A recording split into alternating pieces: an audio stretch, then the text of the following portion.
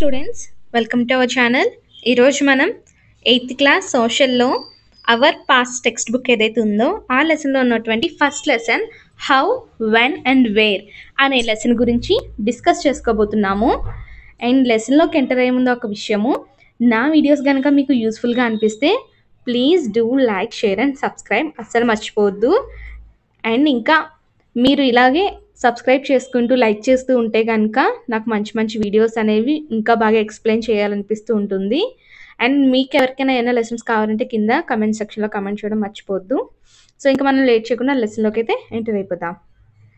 So ఇక్కడ first lesson పేరేంటి? How, when and where. అంటే అసలు హౌ ఎలా, వెన్ ఎప్పుడు, ఓకేనా, ఇంకా వేర్ ఎక్కడ, ఇలా 3 క్వశ్చన్స్ అయితే మనల్ని అడుగుతున్నట్టుగా ఉంది. అవునా? ఈ లెసన్ నేమ్ అనేది అంటే అసలు మనకి డేట్స్ అంటే జరిగిపోయిన హిస్టరీలో హౌ ఎంత ఇంపార్టెంట్, ఎప్పుడు జరిగాయి, ఎలా జరిగాయి, ఎక్కడ జరిగాయి, ఇలాంటి విషయాలన్నీ తెలుసుకోబోతాం. అవునా కదా హిస్టరీ అంటేనే. సో మరి వాటి గురించి తెలుసుకోవడానికి మనం ఇప్పుడు first how, when and where అనే విషయాల గురించి తెలుసుకోవడం చాలా చాలా ముఖ్యం అనమాట. సో ఇంక లేట్ చేయకుండా మనం లెసన్ అయితే స్టార్ట్ చేద్దాం. హౌ ఇంపార్టెంట్ ఆర్ డేట్స్ అంటే తేదీలు తెలుసు కదా మనందరికీ. ఒక క్యాలెండర్ తీసుకుంటే ఆ క్యాలెండర్లో మనకి 12 నెలలు ఉంటాయి. అంతేకాకుండా మనకి నెలకు వచ్చేసి 31 డేస్ ఉంటాయి. అవునా? అండ్ ఫిబ్రవరి వచ్చేసి మనకి 28 ఉంటాయి. మరి ఈ డేట్స్ అనేవి ఎంత ఇంపార్టెంట్ అనే విషయాన్ని చూస్తే కనుక అంటేనంట, ఒకానొక టైంలో మనకి హిస్టోరియన్స్ అంటే ఎవరు? చరిత్రని రాసిన వాళ్ళని చరిత్రకారులు అంటాం. అంటే హిస్టోరియన్స్ ఏం చేస్తారు? జరిగిన విషయాలు, పాస్ట్ ఈవెంట్స్ అన్నిటినీ కూడా వాళ్ళు రాస్తారు. పలానా టైంలో పలానా చోట పలానా విషయం జరిగింది అనే విషయాన్ని వాళ్ళు బుక్స్లో రాస్తూ ఉంటారన్నమాట. వాళ్ళని మనము హిస్టోరియన్స్ అని పిలుస్తాం. వీళ్ళకి డేట్స్ అనేవి చాలా ముఖ్యం, తేదీలు. అవునా? మరి పలానా టైంలో పలానా రోజు పలానా సమయంలో ఇలా జరిగింది అనేది రాయాలంటే ఖచ్చితంగా డేట్ అనేది అంత ఇంపార్టెంట్ అనమాట.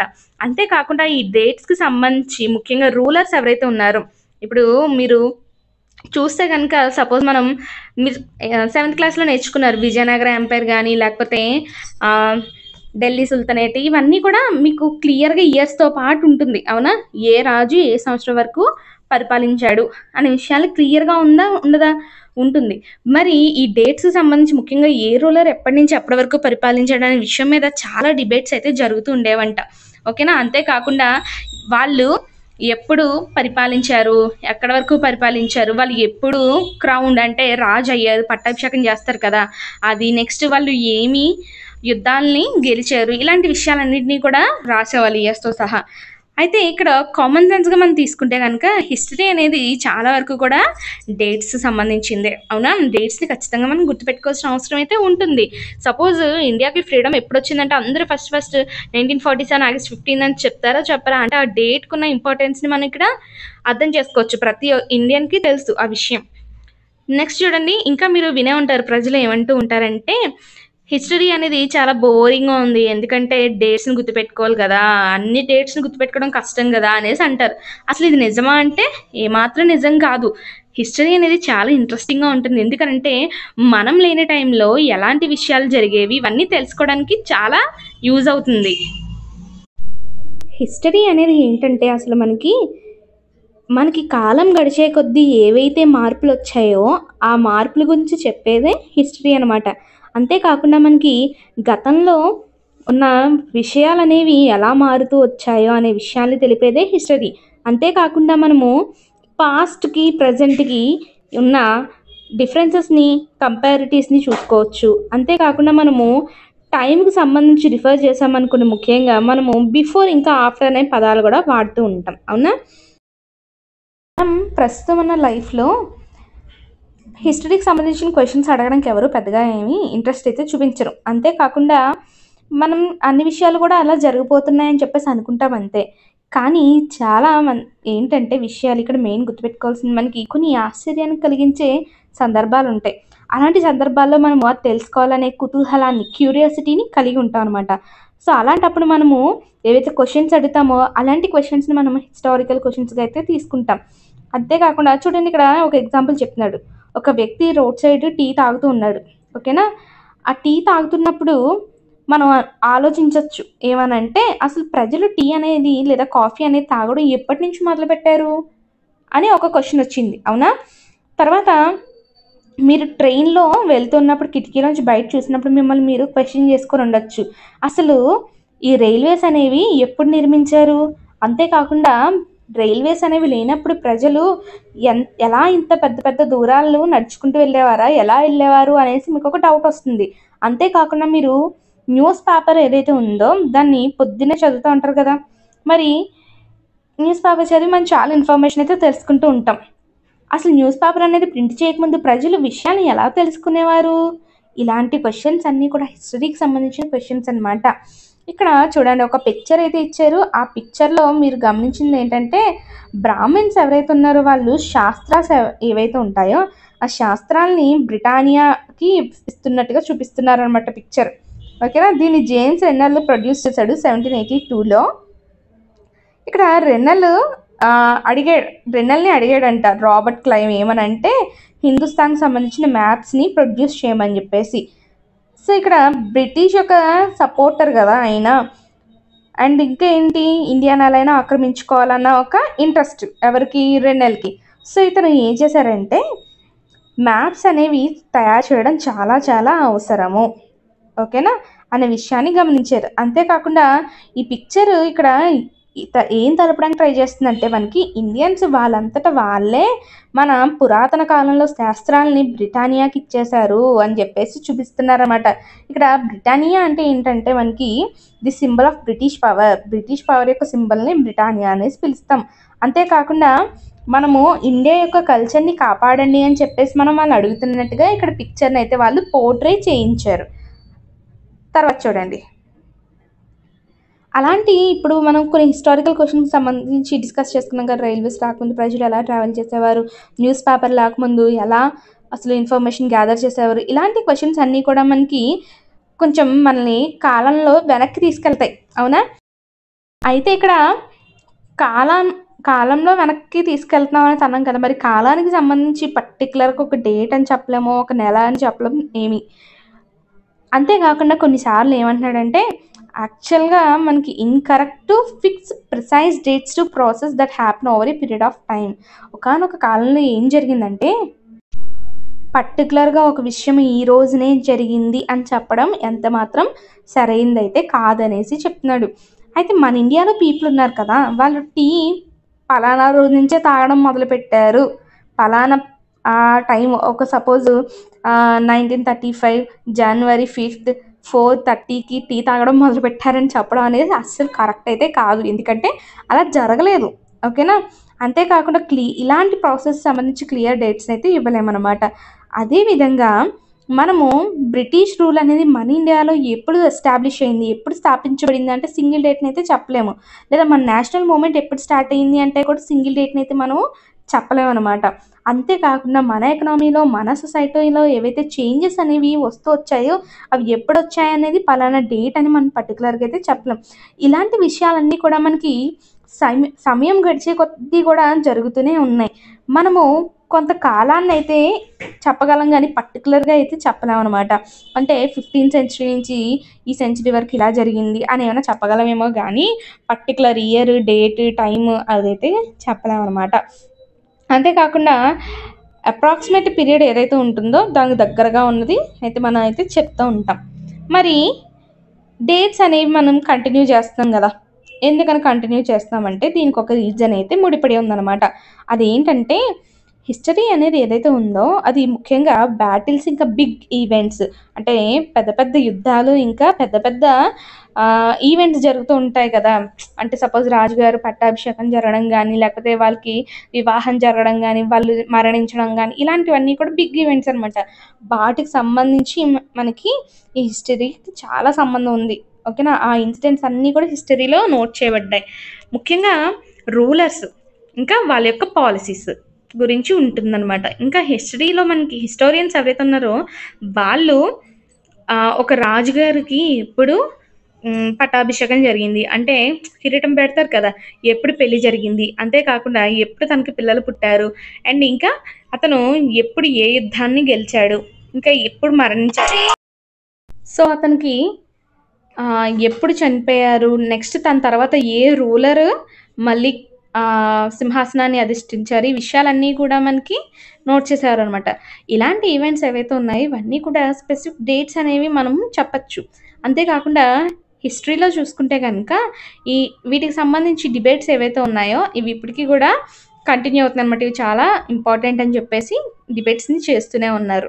తర్వాత చూడండి, హిస్టరీ టెక్స్ట్ బుక్స్‌లో గనక మీరు చూసుకున్నట్లయితే పాస్ట్ 2 ఇయర్స్‌లో హిస్టోరియన్స్ ఎవరైతే ఉన్నారో వాళ్ళు కేవలము ఈ డేట్స్‌కి సంబంధించే కాకుండా మిగిలిన విషయాలు, ఇంకా మిగిలిన క్వెషన్స్‌కి సంబంధించి కూడా చాలా వరకు రాయడాన్ని మీరు గమనించే ఉంటారు. అంతే కాకుండా వాళ్ళు ఆ టైంలో ప్రజలు ఎలాంటి జీవనాన్ని సాగించేవారు, ఏ విధంగా సంపాదన చేసేవారు, ఓకేనా? వాళ్ళు ఏం పంటలు పండించేవారు, ఏం తినేవారు, సిటీస్ అనేవి ఎలా డెవలప్ అయ్యాయి, మార్కెట్స్ అనేవి అసలు ఎలా పుట్టుకొచ్చాయి, కింగ్డమ్స్ అనేవి అసలు ఎలా ఆవిర్భవించాయి, ఓకేనా? ఇంకా కొత్త కొత్త ఐడియాస్ ఏవైతే ఉన్నాయో అవన్నీ కూడా వీళ్ళు రాస్తుండేవారన్నమాట. అంతేకాకుండా కల్చర్స్, సొసైటీ అనేది ఎలా మారుతూ వస్తుందనే విషయాన్ని కూడా హిస్టోరియన్స్ రాయడం మీరు గమనించే ఉంటారు. ఓకేనా? ఇదంతా కూడా హౌకి సంబంధించి. నెక్స్ట్ చూడండి, విచ్ డేట్స్ అనేసి ఒక క్వశ్చన్ అడుగుతున్నాడు. అసలు ఏ విధంగా చూసుకుంటే ఈ డేట్స్ అనేవి ఇంపార్టెంట్ అనేసి ఒక క్వశ్చన్ అడుగుతున్నాడు. మనము ఏవైతే డేట్స్‌ని సెలెక్ట్ చేసుకుంటున్నామో, అలాగే డేట్స్ చుట్టూ కూడా మనకి గతంలో ఎలాంటి కథ ఉంది, ఇవన్నీ కూడా వాటంతట అవి ఇంపార్టెంట్ అయితే కాదు. ఇవి మనకి చాలా ముఖ్యం. ఎలా అయిందంటే పర్టిక్యులర్‌గా ఆ సెట్ ఆఫ్ ఈవెంట్స్ జరిగినయి చూసారా? డేట్ ఇదేముంది, ఆ డేట్‌కి సంబంధించి ఏదైనా విశేషం ఉంటేనే మనం గుర్తుపెట్టుకుంటాం. అవునా? సపోజ్ మీ ఇంట్లో మీ బర్త్‌డే ఉందనుకోండి. మీ బర్త్‌డే డేట్ ఏదైతే ఉందో దాన్ని ఎలా గుర్తుపెట్టుకుంటారు? పలానా రోజు తన బర్త్‌డే, ఆ బాబు బర్త్‌డే, ఆ పాప బర్త్‌డే అనే విషయానికి సంబంధించి, ఆ ఈవెంట్‌కి సంబంధించి గుర్తుపెట్టుకుంటారు. అదే విధంగా మనము ఆ స్టడీ గనక ఏదైతే ఉందో, if our focus of study changes, మనము అక్కడ చేంజెస్ ఏవైతే ఉన్నాయో వాటికి సంబంధించిన విషయాల్ని మనం ఎక్కువ ఫోకస్ చేసామనుకోండి, మనం ఒక కొత్త విషయానికి సంబంధించి తెలుసుకుంటాం. అంతేకాకుండా ఇంకా మనకి డేట్స్ ఏవైతే ఉన్నాయో సెట్ ఆఫ్ న్యూ డేట్స్ అనేవి మనకి కనిపిస్తూనే ఉంటాయి. అవి ఇంపార్టెంట్ అనే విషయాన్ని గుర్తుపెట్టుకుంటూనే ఉంటాము. ఓకేనా? ఒక ఎగ్జాంపుల్ అయితే ఇచ్చారు చూడండి.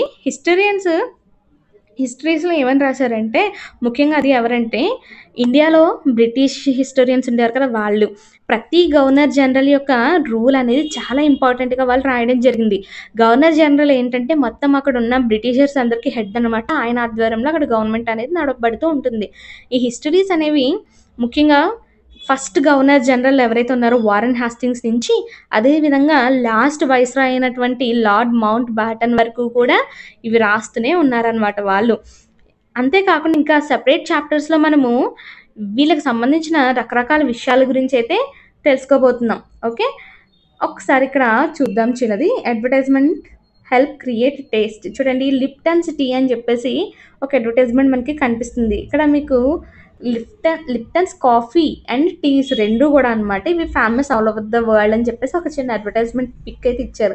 పాత అడ్వర్టైజ్‌మెంట్స్ గనుక మనం చూసామనుకోండి, ఆ అడ్వర్టైజ్‌మెంట్స్‌లో మనకేం తెలుస్తుందంటే మార్కెట్స్ అనేవి కొత్త ప్రొడక్ట్స్‌ని ఎలా క్రియేట్ చేసేది, అలాగే వాటి టేస్ట్‌ని ప్రజల వద్దకు ఎలా తీసుకెళ్ళేది అనే విషయాన్ని తెలుసుకోవచ్చు.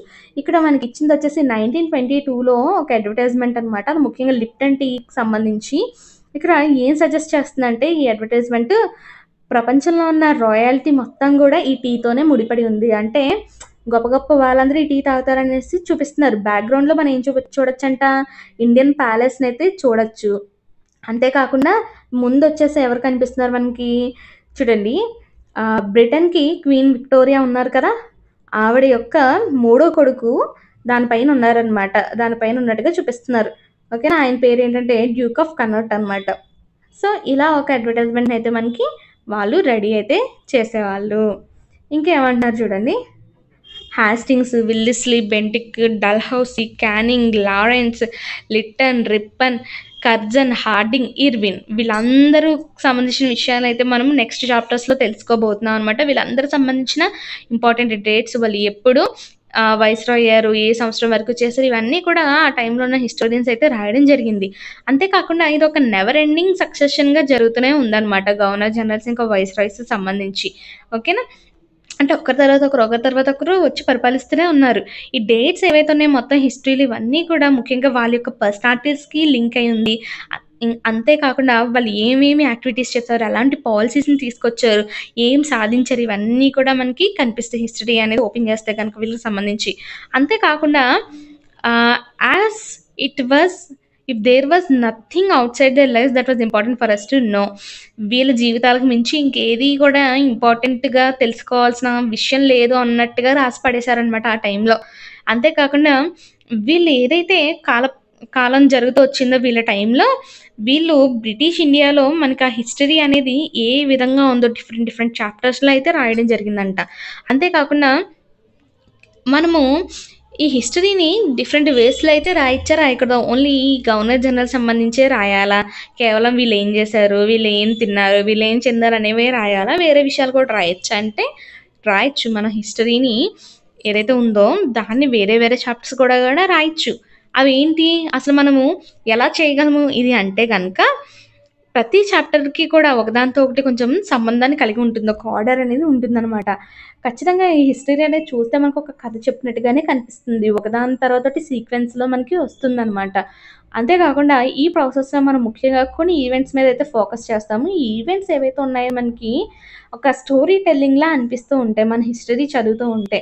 అంతే కాకుండా హిస్టరీస్ ముఖ్యంగా ఈ బ్రిటిష్ గవర్నర్ జనరల్స్ యొక్క లైఫ్ మీద చుట్టూ ఉన్నాయి గదా! అంతే కాకుండా వీళ్ళు ఏం యాక్టివిటీస్ చేశారు. ఓకేనా? ముఖ్యంగా ఇండియాలో ఫిట్ కాని యాక్టివిటీస్ ఏం చేశారు, అసలు ఇండియాలో స్పేస్ లేని పనులు ఏం చేశారు, ఇవన్నీ కూడా మనం తెలుసుకోవచ్చు. మరి దీని అర్థం ఏంటంటే, పాత కాలంలో ఏవైతే ఆ డేట్స్ ఉన్నాయో వాటికి సంబంధించి ఎలాంటి ఇంపార్టెన్స్ అనేది లేదు. మనమంటూ క్లియర్‌గా వేరొక ఫార్మాట్ అయితే రాసేసుకోవచ్చు. అయితే ఇక్కడ న్యూ సెట్ ఆఫ్ డేట్స్ ఏవైతే ఉన్నాయో అవి మనకి ఇప్పుడు ఇంపార్టెంట్ అనేవి అవుతాయి. మనం తెలుసుకోవాల్సిన అవసరం కూడా ఉంటుంది. మనం ఒకవేళ హిస్టరీని గనక మార్చుకొని రాసుకున్నట్లయితే గనక దానికి సంబంధించిన ఇన్సిడెంట్ సిగ్నిఫికెన్స్ ఖచ్చితంగా దానికి ఉండాలనమాట. లేకపోతే మాత్రం వేస్ట్ మళ్ళీ. ఇక్కడ వారెన్ హాస్టింగ్స్ అనే ఒక వ్యక్తి యొక్క పిక్చర్ మనకు కనిపిస్తుంది.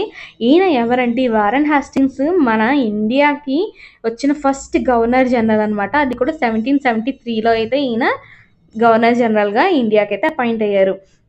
అయితే హిస్టరీ బుక్స్‌లో ఏం చెప్తున్నారంటే, ఈ గవర్నర్ జనరల్స్ రకరకాల పనులు చేస్తూ ఉంటారు కదా! ఆ పనుల గురించి, వాళ్ళ యొక్క బయోగ్రఫీస్ ఏవైతే ఉంటాయో, అంటే వాళ్ళ జీవిత చరిత్రలు ఉంటాయి కదా! వాటిని చాలా గొప్పగా చేసి చూపించడము, ఓకేనా? వాళ్ళ యొక్క పెయింటింగ్స్‌ని వాళ్ళ యొక్క పవర్‌ఫుల్ ఫిగర్స్‌గా చూపించడం లాంటివి చేశారు హిస్టోరియన్స్ ఆ టైంలో. అసలు మనము ఈ పీరియడ్స్‌ని ఎలా మార్చాలంటే, కాలాన్ని ఏ విధంగా డివైడ్ చేయాలని చెప్పేసి ఒక క్వెషన్ చూడండి. 1817లో జేమ్స్ మిల్ అని పిలువబడే ఒక స్కాటిష్ ఎకనామిస్ట్ ఉన్నారనమాట. అంటే ఇతను స్కాట్లాండ్‌కి సంబంధించిన ఒక ఆర్థికవేత్త, అంతేకాకుండా పొలిటికల్ ఫిలాసఫర్ గూడా. ఈయన ఒక 3 వాల్యూమ్స్ బుక్‌నైతే రాసారనమాట. పబ్లిష్ చేశారు. ఆ బుక్ పేరేంటంటే 'హిస్టరీ ఆఫ్ బ్రిటిష్ ఇండియా' అని చెప్పేసి. అయితే ఈ బుక్‌ని ఈయన ముఖ్యంగా హిస్టరీని 3 పీరియడ్స్‌గా అయితే డివైడ్ చేశారు. ఎలా అంటే రిలిజియన్ బేస్ చేసుకొని. అది కూడా హిందూ, ముస్లిం ఇంకా బ్రిటిష్‌గా. ఈ పీరియడైజేషన్ అనేది చాలా వరకు యాక్సెప్ట్ అయితే చేయడం జరిగింది. అయితే ఇక్కడ ఏమంటున్నాడంటే, ఈ విధంగా హిస్టరీని చూడడము కరెక్టేనా అనేసి ఒక క్వెషన్ అయితే అడిగాడు. మనం ఎందుకని దీన్ని డిఫరెంట్ పీరియడ్స్‌గా అయితే డివైడ్ చేయకూడదు. మనము ఇలా చేయగలిగితే గనక ఆ టైంలో ఎలాంటి లక్షణాలున్నాయి, అంతే కాకుండా దాని యొక్క సెంట్రల్ ఫీచర్స్ ఏంటి, మనకి ఏం తెలుసుకోబోతున్నాం, ఇవన్నీ కూడా తెలిసుండాలనమాట. సో, ఇక్కడ టర్మ్స్ ఏంటంటే, మనము ఏదైతే పీరియడైజ్ చేస్తున్నామో అక్కడ ఏం తెలుపుతుందంటే, పీరియడ్స్‌కి సంబంధించి డిఫరెన్సెస్‌ని మనం తెలుసుకోవాల్సిన అవసరం అయితే ఉంది. సపోజ్ ఇక్కడ ఈయన చెప్తుందని చూద్దాం. హిందూ, ముస్లిం, బ్రిటిష్ అనేసి 3 రకాలు చెప్తున్నారు కదా! అంటే ఈ హిందూ పీరియడైజేషన్‌లో ఏం జరిగింది? ముస్లిం పీరియడ్‌లో ఏం జరిగింది? బ్రిటిష్ పీరియడ్‌లో ఏం జరిగింది? అనే విషయాన్ని మనం క్లియర్‌గా తెలుసుకున్నట్లయితే గనక అక్కడ మనకి హిస్టరీ అనేది కరెక్ట్‌గా ఉందనేసి చెప్పొచ్చు. అంటే క్లియర్ కట్‌గా మనం ఇన్ఫర్మేషన్ అయితే ఇస్తున్నాం. అదే ఇంపార్టెంట్ ఇక్కడ మనకి ఆ డిఫరెన్సెస్‌ని చెప్తూ రాస్తే. అంతేకాకుండా ఇవి మన యొక్క ఐడియాస్‌ని రిప్రజెంట్ చేస్తున్నాయి. లేదా రిఫ్లెక్ట్ చేస్తున్నాయి. ఓకేనా? పాస్ట్‌కి సంబంధించి మనం ఎలా ఆలోచిస్తున్నాము అనే విషయాల్ని తెలుపుతున్నాయి. అంతేకాకుండా ఇవి ఏం తెలుపుతున్నాయంటే, ఈ చేంజ్ అనేది ఎంత ఇంపార్టెంట్ ఒక పీరియడ్‌కి ఇంకో పీరియడ్‌కి అనే విషయాన్ని కూడా చెప్తున్నాయి. అయితే మిల్ ఏమనుకున్నాడంటే, ఏషియన్ సొసైటీస్‌లో ముఖ్యంగా ఏషియన్ అంటే ఏషియా కాంటినెంట్‌లో ఉన్న సొసైటీస్ అన్నీ కూడా అసలు సివిలైజేషన్ లేకుండా ఉన్నారు. అంటే నాగరికత అంటే తెలీదు. ప్రజలకు ఎలా జీవించాలో తెలీదు. యూరప్ వాళ్ళకి తెలుసన్నట్టు ఈయన ఆలోచిస్తున్నారు. అంతే కాకుండా ఇంక ఇతను ఏం చెప్తున్నారంటే, ఇతని ప్రకారము బ్రిటిష్ వాళ్ళు అసలు రాకముందు ఇండియాలో హిందూ ముస్లిమ్స్ ఎవరైతే ఉన్నారో వీళ్ళు మాత్రమే పరిపాలిస్తూ ఉండేవారు. అంతేకాకుండా రిలీజియస్ ఇంటాలరెన్స్, క్యాస్ట్ అబూస్ అంటే ఒకరి మతం పట్ల ఇంకొకరి మతానికి ఏంటంటారు సహనం లేదని చెప్పేసి, ఇంకా క్యాస్ట్ అనే దురాచారం ఉందని, ఇంకా సూపర్స్టిషియస్ ప్రాక్టీసెస్ అంటే రకరకాల మూఢనమ్మకాలు వాటిని నమ్ముతూ ఉండేవారని చెప్పేసి ఈయన రాశారనమాట. సోషల్ లైఫ్లో ఇవన్నీ ఉండేవని చెప్పేసి.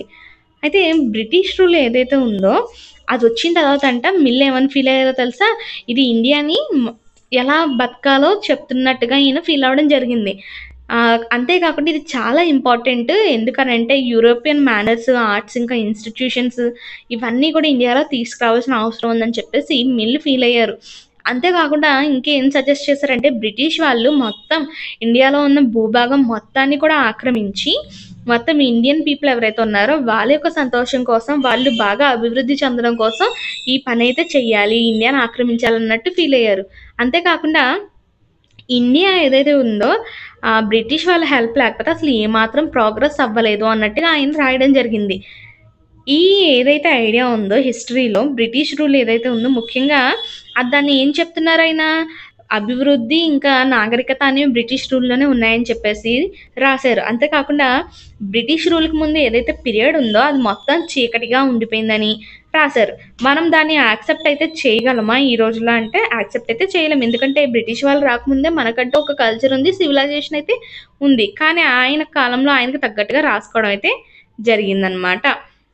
తర్వాత చూస్తే కనుక మనము ఏదైనా ఒక కేసులో చూసుకున్నాం అనుకోండి, ముఖ్యంగా మనం పీరియడ్ని వచ్చేసి హిస్టరీలో హిందూ లేదా ముస్లిం అని చెప్పేసి ఎందుకు అనాలి, అది హిందూ పీరియడ్ ముస్లిం పీరియడ్ అనేసి ఎందుకనేసి అనాలి అంటే కనుక చూస్తే మనకి ఈ పీరియడ్స్లో సపోజ్ హిందూ కింగ్స్ ఎవరైతే ఉన్నారో వాళ్ళు రూల్ చేసే టైంలో ముస్లిమ్స్ ఉన్నారు. అంతేకాకుండా ముస్లిం కింగ్స్ అయినటువంటి ఈ అక్బర్, బాబర్ వాళ్ళు పరిపాలించే టైంలో హిందూస్ కూడా ఉన్నారు. సైమల్టేనియస్గా హిందూస్, ముస్లిమ్స్ కలిసి జీవిస్తూనే ఉన్నారు. మరి అలాంటప్పుడు మనం ఎందుకు కేవలము ఆ పేరు ఇవ్వాలి అని ఒక క్వశ్చన్ అయితే అడుగుతున్నాడు. సో ఇక్కడ అంతేకాకుండా ఇంకేం చెప్తున్నాడు చూడండి, ఓన్లీ హిందూ పీరియడ్ ఉందనుకోండి, అక్కడ ఉన్న ముస్లిమ్స్ వాళ్ళ యొక్క జీవనాలు కానీ వాళ్ళ యొక్క ప్రాక్టీసెస్ కానీ ఇంపార్టెంట్ కాదా అని ఒక క్వశ్చన్ అడుగుతున్నాడు. ఓన్లీ ముస్లిమ్స్ యొక్క పీరియడ్ తీసుకుంటే ఏ హిందూస్ యొక్క లైఫ్స్ కానీ వాళ్ళ యొక్క ప్రాక్టీసెస్ కానీ ఇంపార్టెంట్ కాదా అని ఇంకొక క్వశ్చన్ అడుగుతున్నాడు. రెండు కూడా ఇంపార్టెంటే. సో ఇలాంటి రిలీజన్ బేస్ చేసుకుని హిస్టరీని డివైడ్ చేయడం అనేది కరెక్ట్ అయితే కాదనమాట. అంతేకాకుండా మనము ఏమని గుర్తుపెట్టుకోవాలంటే రూలర్స్ ఎవరైతే ఉన్నారో మన ఏన్షియంట్ ఇండియాలో వాళ్ళు కేవలం ఒక మతాన్ని ఫాలో అవ్వలేదు, ఓకేనా, లేదా ఒక నమ్మకాన్నే కలిగి అయితే లేరు. బ్రిటిష్ యొక్క క్లాసిఫికేషన్ పక్కన పెడితే కనుక హిస్టోరియన్స్ ఎవరైతే ఉన్నారో వాళ్ళు ఇండియన్ హిస్టరీని వచ్చేసి ఏన్షియంట్, మిడీవల్, ఇంకా మోడర్న్గా అయితే డివైడ్ చేశారనమాట. ఈ డివిజన్ కూడా కొన్ని రకాల ప్రాబ్లమ్స్ అయితే వచ్చాయి. ఇలా క్లాసిఫై చేసిన దానికి కూడా ప్రాబ్లమ్స్ ఉన్నాయి. ఎందుకనంటే పీరియడైజేషన్ ఏదైతే ఉందో అది ఏం చెప్తుందంటే ముఖ్యంగా మనకి వెస్ట్ కంట్రీస్ ఏవైతే ఉన్నాయో అక్కడి నుంచి మనము చాలా వరకు కల్చర్ కానీ ట్రెడిషన్స్ కానీ తెచ్చుకోవడం జరిగిందని అంటున్నారు, ఓకేనా. అలాగే ఈ మోడర్న్ పీరియడ్ ఏదైతే ఉందో ముఖ్యంగా ఈ సైన్స్, రీజన్, డెమోక్రసీ, లిబర్టీ, ఇంకా ఈక్వాలిటీ ఇవన్నీ కూడా ఈ మోడర్న్ పీరియడ్లోనే డెవలప్ అయ్యాయని అంటున్నారు. అలా కాకుండా మిడీవల్ చూసుకున్నాం అనుకోండి, ఇక్కడ వచ్చేసి పూర్తిగా మనకి మోడర్న్ సొసైటీలో లేని విషయాలు మిడీవల్లో ఉన్నాయి అనేసి చెప్తున్నారు, ఓకేనా. అలాగే మిడీవల్లో లేని విషయాలన్నీ మోడర్న్ సొసైటీలో ఉన్నాయని చెప్పేసి రకరకాలుగా అయితే రావడం జరిగింది. మనం దీన్ని యాక్సెప్ట్ అయితే చేయగలుగుతామా అనేసి అంటే కనుక కొంచెం కష్టమే. ఎందుకనంటే మనకి బ్రిటిష్ వాళ్ళ యొక్క రూల్లో చూసుకుంటే ప్రజలు ఎవరైతే ఉన్నారో వాళ్ళకి సమానత్వం కానీ స్వేచ్ఛ కానీ లేనే లేవు. అంతేకాకుండా period 1 of economic growth and progress, ఆర్థికంగా కానీ అభివృద్ధులు కూడా లేనే లేవన్నమాట. చాలా హిస్టరియన్స్ అందుకనేసి ఏమని పిలుస్తారంటే ఈ కాలాన్ని, ముఖ్యంగా బ్రిటిష్ వాళ్ళు పరిపాలించిన కాలాన్ని కాలనియల్ అనేసి పిలవడం జరుగుతుందన్నమాట. మిడీవల్ అని పిలవలేకపోతున్నాము అండ్ మోడర్న్ అయితే అసలు లేకపోతున్నాము. ఎందుకనంటే మోడర్న్ పీరియడ్లోనే కదా మనం డెమోక్రసీ కానీ సైన్స్ కానీ లిబర్టీ కానీ ఉన్నాయని చెప్పేసి అనుకుంటున్నాము. మరి బ్రిటిష్ వాళ్ళ కాలాన్ని వాళ్ళు సపోజ్ మోడర్న్ పీరియడ్గా పిలుచుకుంటున్నారు అనుకోండి, మనకి ఆ టైంలో ఇవ్వలేదు కాబట్టి సో దాన్ని మనం మోడర్న్ పీరియడ్ అనేసి పిలవకూడదు, కాలనియల్ అనేసి పిలుస్తున్నారు కొందరు హిస్టోరియన్స్. అయితే ఈ బుక్లో మీరు అసలు బ్రిటిష్ వాళ్ళు మన దేశానికి ఏ విధంగా వచ్చారు? వాళ్ళ రూల్‌ని ఏ విధంగా ఎస్టాబ్లిష్ చేసుకున్నారు? అంతేకాకుండా లోకల్ నవాబ్స్, రాజాస్‌ని ఏ విధంగా వాళ్ళ కింద తెచ్చుకున్నారు అనే విషయాలు తెలుసుకోబోతున్నారు. అంతేకాకుండా ఈ ఎస్టాబ్లిష్డ్ మొత్తం ఎకనామిక్, సొసైటీ పరంగా వాళ్ళు ఏం చేశారు, కంట్రోల్‌ని తెచ్చేసుకున్నారు. రెవెన్యూ కలెక్ట్ చేశారు. అంతేకాకుండా వాళ్ళకి అవసరమైన ఖర్చులన్నీ కూడా మన దేశం నుంచే సంపాదించారు. అంతేకాకుండా వాళ్ళు తక్కువ ప్రైస్‌కి మన దగ్గర వస్తువులు కొనేశారు. అంతేకాకుండా ఇంకేం చేశారు చూడండి, వాళ్ళు ఎక్స్‌పోర్ట్ కూడా చేసుకునేవారు వాళ్ళకి నచ్చినట్లుగా. ఈ విషయాలన్నీ కూడా మీరు తెలుసుకోబోతున్నారు. ఇలాంటివి చేయడం వల్ల మన ఇండియా ఎలాంటి పరిస్థితుల్ని ఎదుర్కొంది అన్నీ కూడా తెలుసుకోబోతున్నారు. ఇంకా మీరు ఇందులో ఏం తెలుసుకోబోతున్నారంటే బ్రిటిష్ రూల్ అసలు ఎలాంటి వాల్యూస్‌ని, ఎలాంటి టేస్ట్‌ని, ఇంకా ఎలాంటి కస్టమ్ ప్రాక్టీసెస్‌ని మన ఇండియాకి తీసుకొచ్చిందో తెలుసుకుంటున్నారు. అంతేకాకుండా దేశం ఒకరి కింద ఉన్నప్పుడు ఈ పొలిటికల్, ఎకనామికల్, సోషల్ ఇంకా కల్చరల్ చేంజెస్ ఏవైతే ఉన్నాయో వీటన్నిటిని కలిపి మనం ఏమని పిలుస్తున్నాం అంటే కాలనైజేషన్ అని పిలుస్తున్నాం. అంటే మన దేశం మన కింద పరిపాలన జరగట్లేదు. వేరొకరి యొక్క కింద జరుగుతుందనమాట. మీరు ఎలా అయితేనో మొత్తం ఆల్ క్లాసెస్, గ్రూప్స్ ఏవైతే ఉన్నాయో, ఈ చేంజెస్ అన్నిటిని కూడా ఒకే విధంగా తీసుకోలేకపోయాయి. అందుకనేసి మన బుక్‌ని ఏమని పిలుస్తున్నారంటే ప్లూరల్‌గా అవర్ పాస్ట్ అని పిలుస్తున్నారు. కేవలం ఒకరికో ఇద్దరికో సంబంధించిన గతం కాదు కదా ఇది. చాలామంది ఇండియాలో ఎంతోమంది ప్రజలున్నారు. వాళ్ళందరికి సంబంధించిన గతం కాబట్టే మనం ఈ బుక్‌ని అవర్ పాస్ట్ అని పిలవడం జరుగుతుంది. ప్లూరల్ అయితే యూజ్ చేస్తున్నాం. మరి మనకి ఎలా తెలుసు అంటే గనక హిస్టోరియన్స్ అనేవాళ్ళు అసలు ఇవన్నీ రాయడానికి 250 ఇయర్స్‌లో ఇండియాలో ఏదైతే జరిగిన విషయాలన్నీ ఎలా రాసారు? ఎలా తెలుసుకున్నారు? అంటే గనక చూడండి. అడ్మినిస్ట్రేషన్ ప్రొడ్యూసెస్ రికార్డ్స్ అంటే పరిపాలన చేస్తున్నారు కదా ప్రభుత్వము. కొన్ని రికార్డ్స్‌ని రాసేసి ఉంచుతుందనమాట ముందుగానే. అందులో ఒక ఇంపార్టెంట్ సోర్స్ ఏంటంటే బ్రిటిష్ వాళ్ళకి సంబంధించిన అఫీషియల్ రికార్డ్స్ అనమాట. ఈ బ్రిటిష్ వాళ్ళు ఏం నమ్మేవారంటే యాక్ట్ ఆఫ్ రైటింగ్ అంటే రాయడం అనేది చాలా ముఖ్యమైనదిగా వాళ్ళు గమనించారు. ప్రతి instruction, plan, policy, decision, agreement, investigation ఇవన్నీ కూడా క్లియర్‌గా రాయాలని చెప్పేసి వాళ్ళు నమ్మేవారనమాట. ఒక్కసారి రాయడం జరిగిందనుకోండి, థింగ్స్ అనేవి క్లియర్‌గా స్టడీ చేయొచ్చు. అలాగే వాటికి సంబంధించి డిబేట్స్‌ని కూడా చేయొచ్చని వాళ్ళు నమ్ముతూ ఉండేవారు. ఈ కన్విక్షన్ ఏదైతే ఉందో ఇది ఈ పరిపాలనకు సంబంధించి మెమోస్‌ని, నోటింగ్స్‌ని, రిపోర్ట్స్‌ని అన్నీ కూడా ఇప్పుడు రాస్తూ వచ్చిందనమాట. ఈ కల్చర్ అనేది అక్కడి నుంచి స్టార్ట్ అయిందనమాట. మీరెప్పుడైనా ఏదైనా గవర్నమెంట్ ఆఫీస్‌కెళ్లారనుకోండి, అక్కడ ప్రతీది కూడా రికార్డ్ రాసుంటుందనమాట. అలా మనకి స్టార్ట్ అయింది. బ్రిటిష్ వాళ్ళు కూడా ఏమని ఫీల్ అయ్యారంటే, ఇంపార్టెంట్ డాక్యుమెంట్స్, లెటర్స్ ఏవైతే ఉన్నాయో ఇవన్నిటిని కూడా చాలా జాగ్రత్తగా భద్రపరిచి ఉంచాలి అనేసి నమ్మింది బ్రిటిష్. అంతేకాకుండా అందుకని వాళ్ళు రికార్డ్ రూమ్స్ అనే వాటిని కూడా అడ్మినిస్ట్రేటివ్ ఇన్‌స్టిట్యూషన్స్ ఉంటాయి కదా! ప్రభుత్వ కార్యాలయాలకి అటాచ్ చేసుకొని ఉంచారు రికార్డ్ రూమ్స్ అనమాట. విలేజ్‌లో తహసీల్దార్ ఆఫీస్ ఉంటుంది చూసారా? మీరెప్పుడైనా ఎంఆర్ఓ ఆఫీస్ అంటూ ఉంటారు కదా! లేదా కలెక్టరేట్ గాని, కమిషనర్స్ ఆఫీస్ గాని, లేకపోతే ప్రొవిన్షియల్ సెక్రటరీస్, లా కోర్ట్స్ వీళ్ళన్నిటిలో కూడా మీరు ఎప్పుడైనా ఎళ్లి చూసారనుకోండి వాళ్ళ దగ్గర ప్రతీది కూడా రికార్డ్ అయితే ఉంటుంది. ముఖ్యంగా దీనికోసము వీటిని జాగ్రత్తగా భద్రపరచడం కోసము చూడండి స్పెషలైజ్డ్ ఇన్‌స్టిట్యూషన్స్ ఏమిటంటే అవి ఆర్కైవ్స్ గాని, మ్యూజియంస్‌ని గాని ఎస్టాబ్లిష్ చేసి మరీ దాచేవారు ఈ రికార్డ్స్‌ని. లెటర్స్ ఇంకా మెమోస్ ఏవైతే ఉన్నాయో అవి ఒక బ్రాంచ్ నుంచి ఇంకో బ్రాంచ్‌కి మారుతూ ఉండేవన్నమాట 19థ్ సెంచరీలో కూడా. సో, అవి ఆర్కైవ్స్‌లో భద్రపరచడం వల్ల అవి ఎప్పుడు అవసరమైతే అప్పుడు తీసి దాన్ని రిఫర్ చేసి వాళ్ళు చదువుతూ ఉండేవారు. అంతేకాకుండా మీరు నోట్స్ ఇంకా రిపోర్ట్స్ ఏవైతే ఉన్నాయో డిస్ట్రిక్ట్ అఫీషియల్స్ వాటిని ప్రిపేర్ చేస్తారు. అంతేకాకుండా ఇన్‌స్ట్రక్షన్స్, డైరెక్టివ్స్ ఇవన్నీ కూడా అఫీషియల్స్ ఎవరైతే ఉన్నారో వాళ్ళు పై వాళ్ళకి పంపిస్తారనమాట రికార్డ్ రాసేసి. ఎందుకంటే అవి చాలా హెల్ప్ చేస్తాయి వాళ్ళకి ఆ అడ్మినిస్ట్రేషన్ చేయడంలో. అయితే 19థ్ సెంచరీ స్టార్టింగ్‌లో ఈ డాక్యుమెంట్స్ ఏవైతే ఉన్నాయో వీటిని మళ్ళీ చాలా జాగ్రత్తగా కాపీ కూడా చేసేవారు. చేసి మంచిగా కాలిగ్రాఫిస్ట్స్ అంటారు చూసారా? కాలిగ్రాఫిస్ట్స్ అంటే ఎవరు? వీళ్ళు చాలా అద్భుతమైన చేతిరాతను కలిగి ఉంటారు.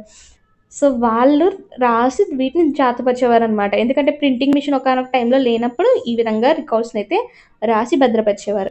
ఇంకా 19థ్ సెంచరీ మధ్యకొచ్చేసరికి చూసుకుంటే మనకి ప్రింటింగ్ అనేది బాగా పెరిగిపోయింది. ఎప్పుడైతే ప్రింటింగ్ పెరిగిందో ఆటోమేటిక్‌గా మనకి మల్టిపుల్ కాపీస్ అన్నీ గూడా ఈ రికార్డ్స్‌కి సంబంధించి రాస్తుండేవారు. ప్రతి గవర్నమెంట్‌కి కూడా అదే ప్రింట్ చేసి పంపించుకుంటూ ఉండేవారనమాట ఆ యొక్క డిపార్ట్‌మెంట్స్‌కి. ఇక్కడ చూడండి 1920స్‌లో నేషనల్ ఆర్కైవ్స్ ఆఫ్ ఇండియా అని చెప్పేసి ఒక బిల్డింగే కనిపిస్తుంది. ఇందులో మొత్తం రికార్డ్స్ అన్నీ ఉంటాయన్నమాట. చూడండి న్యూ ఢిల్లీ అనేది ఎప్పుడైతే స్థాపించబడిందో దానికి సంబంధించి ఒక నేషనల్ మ్యూజియం, ఇంకా నేషనల్ ఆర్కైవ్స్ 2 కూడా మనకి వైస్‌రేగల్ ప్యాలెస్ దగ్గరలో ఏర్పాటైతే చేశారన్నమాట.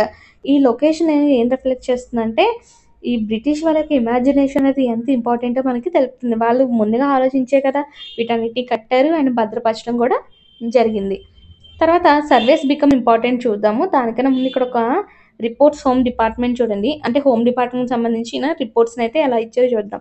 1946లో ఎప్పుడైతే మనకి కాలనియల్ గవర్నమెంట్ ఉంది కదా ఇండియాలో, అది ఆహ్, మన రాయల్ ఇండియన్ నేవీ షిప్ ఏదైతే ఉందో ఆ షిప్స్‌లో మ్యూటినీ స్టార్ట్ చేశారంట. అంటే వాళ్ళు ప్రొటెస్ట్‌ని చేశారు. అంటే రివల్యూషన్ చేస్తున్నారనమాట. చేసినప్పుడు సంబంధించి ఇచ్చారు చూడండి. ఇక్కడ ఒక శాంపుల్ కైండ్ ఆఫ్ రిపోర్ట్స్‌ని పంపించారనమాట. డిఫరెంట్ డాక్‌యార్డ్స్ నుంచి వాటిని ఇచ్చారు చూడండి. బొంబాయి, కరాచీ ఇంకా విశాఖపట్నం అని ఉంది. యాక్చువల్‌గా అది విశాఖపట్నం అనమాట. ఇక్కడ క్లియర్‌గా తెలుపుతుంది. చూడండి బొంబాయి నుంచి పంపించిన రిపోర్ట్ ఏముంది అందులో అరేంజ్‌మెంట్స్ అనేవి చేయడం జరిగింది. ఆర్మీ వాళ్ళు ఎవరైతే ఉన్నారో షిప్స్‌ని తీసుకుంటారు. మళ్ళీ ఎస్టాబ్లిష్‌మెంట్ అనేది నార్మల్‌గా స్టార్ట్ అయిందని ఒక రిపోర్ట్‌ని పంపించారు.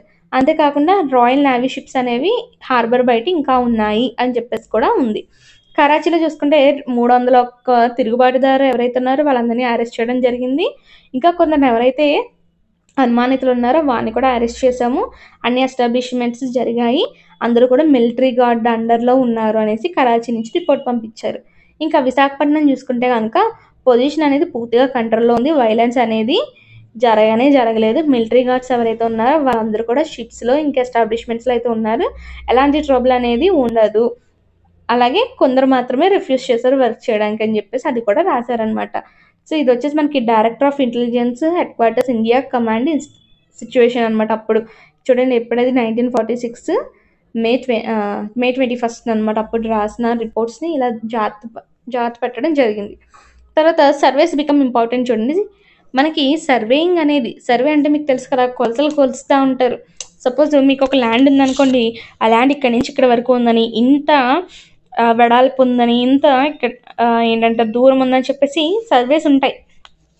సో అదే విధంగా ఈ కాలనియల్ అడ్మినిస్ట్రేషన్ అంటే బ్రిటిష్ వాళ్ళ యొక్క పరిపాలనలో సర్వేలు చేయడం కూడా చాలా ఇంపార్టెంట్ ప్రాక్టీస్‌గా మారిపోయింది. బ్రిటిష్ వాళ్ళు ఏం నమ్మారంటే ఎప్పుడైనా సరే ఒక దేశాన్ని పరిపాలించాలి బాగా అనుకుంటే ముందు ఆ దేశం గురించి పూర్తిగా తెలిసుండాలి.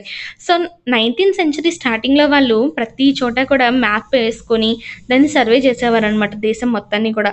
విలేజెస్‌లో రెవెన్యూ సర్వీసెస్ ఎక్కువగా చేస్తుండేవారు. ఎఫర్ట్ అనేది ఎక్కువగానే పెట్టారన్నమాట. ఎందుకనంటే అక్కడ టోపోగ్రఫీ ఎలా ఉంది, అంటే సాయిల్ క్వాలిటీ ఎలా ఉంది, ఎలాంటి చెట్లున్నాయి, ఎలాంటి జంతువులున్నాయి, నేల ఎలా ఉంది, ఇంకా అక్కడున్న లోకల్ హిస్టరీ ఏంటి, క్రాపింగ్ ప్యాటర్న్స్ అంటే ఏ కాలంలో ఏ పంటలు వేస్తారు, ఇలాంటి విషయాలన్నీ కూడా వాళ్ళు తెలుసుకున్నారు. ఎందుకనంటే అక్కడ పరిపాలన చేయడానికి ఈజీ అవుతుందనమాట. 19th సెంచరీ చివరికొచ్చేసరికి సెన్సస్ ఆపరేషన్స్ కూడా పెట్టడం జరిగింది. ప్రతి 10 సంవత్సరాలకు ఒకసారి మనకి సెన్సస్ ఆపరేషన్స్ అంటే జనాభా లెక్కలు. అంటే దేశంలో ఎంతమంది ఉన్నారో అవన్నీ కూడా కౌంట్ చేసేవారు. ఈ డీటెయిల్స్ అన్నీ ఏవైతే ఉన్నాయో ఇవి రికార్డ్స్ రూపంలో, నంబర్స్ రూపంలో అయితే రాసి ఇండియాలో ఉన్న ప్రొవిన్సెస్‌లో అయితే భద్రపరిచారనమాట. ఎన్ని క్యాస్ట్స్ ఉన్నాయి, రిలిజన్స్ ఎన్నున్నాయి, వాళ్ళు ఏం పనులు చేస్తారు, ఇవన్నిటిని కూడా ఇన్ఫర్మేషన్ వల్ల కలెక్ట్ చేశారు. అంతే కాకుండా వీళ్ళు బొటానికల్ సర్వేస్ అంటే ఎక్కడెక్కడ ఏం మొక్కలున్నాయి, ఏ పంటలు బాగా పండుతున్నాయి, ఇలాంటివన్నిటిని సర్వే చేశారు. జూలాజికల్ సర్వేస్ అంటే ఎక్కడ ఏ జంతువులు తిరుగుతాయి, ఆర్కియలాజికల్ సర్వేస్ ఎక్కడ ఎలాంటి కల్చర్ అనేది ఉండేది, ఎక్కడ ఎలాంటి పురాతన కట్టడాలున్నాయి, ఇవన్నీ తెలుసుకున్నారు. ఆంథ్రోపాలజికల్ సర్వేస్, ఇంకా ఫారెస్ట్ సర్వేస్ ఇవన్నీ కూడా వాళ్ళు చేశారనమాట. ఇక్కడ చూడండి 1770స్‌లో ఒక కస్టర్డ్ యాపిల్ ప్లాంట్ యొక్క పిక్చర్ అయితే ఇచ్చారు కదా మీకు. బొటానికల్ గార్డెన్స్, ఇంకా నేచురల్ హిస్టరీ మ్యూజియమ్స్ అనేవి బ్రిటిష్ వాళ్ళు ఎస్టాబ్లిష్ చేశారనమాట. ఓకేనా. వీళ్ళు స్పెసిమెన్స్‌ని కలెక్ట్ చేసి వాటి ఇన్ఫర్మేషన్ కూడా తెలుసుకొని వాటి యూజెస్ ఏంటి అవన్నీ కూడా దాచుకుంటూ ఉండేవారు. లోకల్ ఆర్టిస్టులు ఎవరైతే ఉన్నారో వాళ్ళు ఆ స్పెసిమెన్స్‌కి సంబంధించిన బొమ్మని వేయమనేవారనమాట. అంతేకాకుండా హిస్టోరియన్స్ ఎవరైతే ఉన్నారో వాళ్ళు ఇప్పుడు అలాంటి ఇన్ఫర్మేషన్ ఏదైతే ఉందో వాటన్నిటి గురించి తెలుసుకొని కాలనిజంలో ఎలాంటి నేచర్ ఉండేది ఇవన్నీ కూడా తెలుసుకోవడానికి హిస్టోరియన్స్ అయితే హిస్టరీని రాయడానికి అయితే ట్రై చేస్తున్నారనమాట.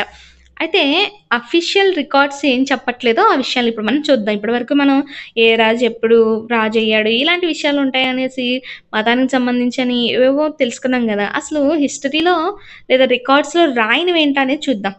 మనము ఈ రికార్డ్స్ అనేవి చాలా ఎక్కువగా ఉన్నాయనే విషయం తెలుసుకున్నాం గదా! కానీ ఈ అఫీషియల్స్ ఎవరైతే ఉన్నారో హిస్టరీని రాసిన వాళ్ళు,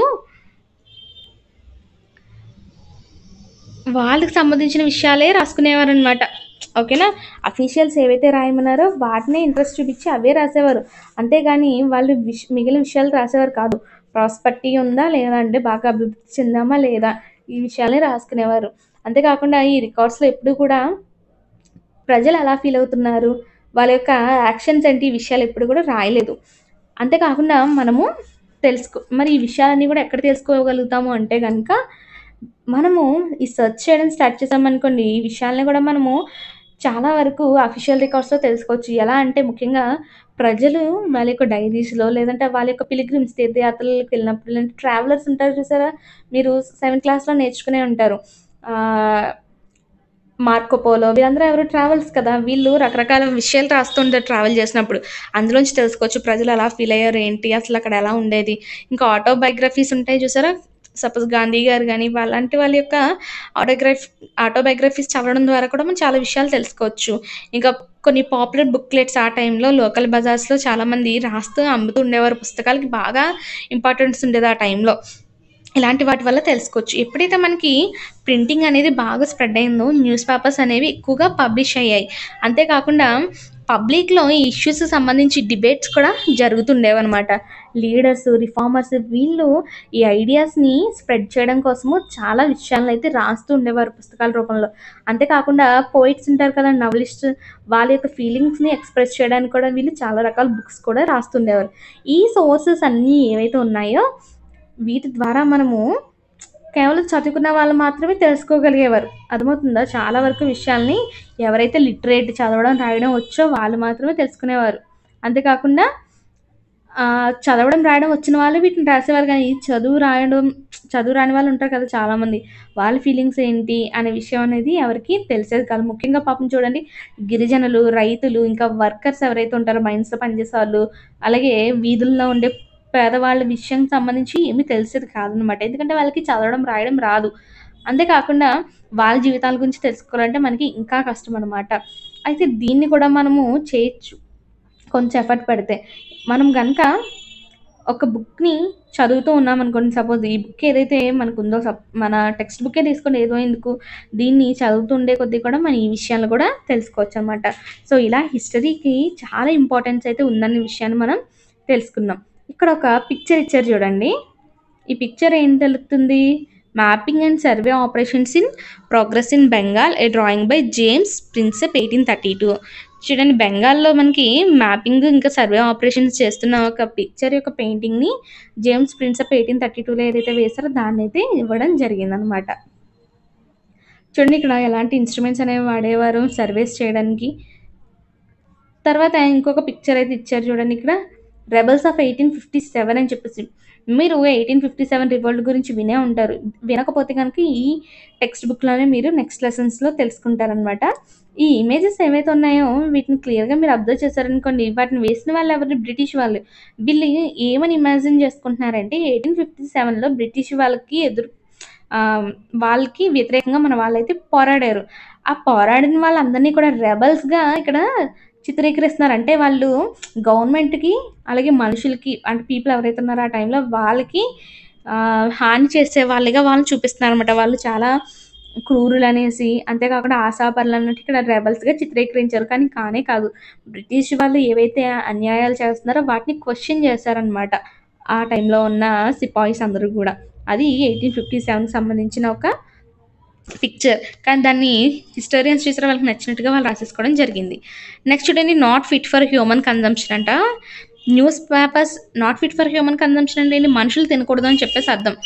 ఇక్కడ మీరు చూస్తే గనక న్యూస్ పేపర్స్ అక్కడ ఏవైతే మూవ్‌మెంట్స్ జరిగాయో, అంటే సపోజ్ మూవ్‌మెంట్స్ అంటే తెలుసు కదా మనకి, తిరుగుబాట్లు అనొచ్చు. ఇలాంటి మూవ్‌మెంట్స్ సంబంధించి చాలా రకాల ఇన్ఫర్మేషన్ అయితే మనకి ఇస్తూ ఉంటుంది. ఇక్కడ ఒక పోలీస్ స్ట్రైక్ ఏదైతే ఉందో దానికి సంబంధించిన రిపోర్ట్ అయితే ఇచ్చారు 1946లో చూడండి. 2000 మంది కన్నా కూడా ఎక్కువ పోలీసులు ఢిల్లీలో ఎవరైతే ఉన్నారో వాళ్ళంట థర్స్‌డేన థర్స్‌డే ఫుడ్‌ని ప్రొటెస్ట్ చేశారంట తినమని చెప్పేసి. అంతేకాకుండా సాలరీ అనేది అస్సలు బాలేదు. చాలా తక్కువ ఇస్తున్నారు. ఫుడ్ పెడుతున్నారు ఏదైతే ఉందో అది కూడా మాకసలు చాలా బ్యాడ్ క్వాలిటీ ఫుడ్ పెడుతున్నారని చెప్పేసి పోలీసులు ప్రొటెస్ట్ చేశారు. ఈ న్యూస్ ఏదైతే ఉందో మొత్తం అదర్ పోలీస్ స్టేషన్స్ కూడా స్ప్రెడ్ అయిందనమాట. అక్కడ కూడా ఎవరైతే పనిచేస్తున్నారో వాళ్ళు కూడా రిఫ్యూజ్ చేశారు. ఆ ఫుడ్ తినడానికి ఇష్టపడట్లేదు. అంతేకాకుండా ఒక స్ట్రైకర్ ఎవరైతే తిరుగుబాటు చేస్తున్నారో ఆ వ్యక్తి ఏమన్నారంటే, "ఈ ఫుడ్ ఏదైతే మాకు పెడుతున్నారో ముఖ్యంగా కిచెన్‌లోంచి తీసుకొచ్చి పెడతారు కదా! పోలీస్ లైన్స్ కిచెన్ నుంచి అది మనుషులు తినడానికి ఏమాత్రం పనికిరాదు. అంతేకాకుండా కనీసం పశువులు కూడా వీటిని తినవు. ఈ చపాతీసు, పప్పు ఏదైతే ఉందో అది మేము తినాల్సొస్తుంది" అని చెప్పేసి పాపం చెప్పారనమాట. సో, ఇలా హిస్టరీలో మనకి ఎన్నో విషయాలైతే తెలుసుకోవచ్చు. సో, ఇది మన lesson. Hope you understand. Video గనుక మీకు యూజ్‌ఫుల్‌గా అనిపిస్తే please do like, share and subscribe.